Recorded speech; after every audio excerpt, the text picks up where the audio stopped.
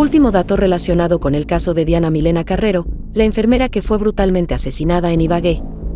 La Fiscalía ha acusado formalmente a Diego Estrada por el feminicidio de Diana.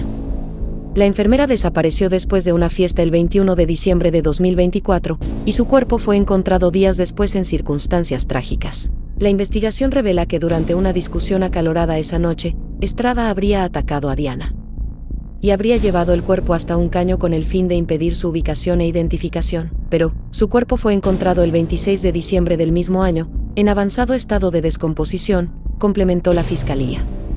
Por último, el ente acusador reveló que Estrada no aceptó los cargos en su contra, pero continuará en prisión, donde se encuentra desde su captura el pasado 7 de enero. Este caso ha generado una amplia respuesta de la comunidad ibaguereña, clamando justicia por Diana y un llamado a la acción contra la violencia de género en Colombia.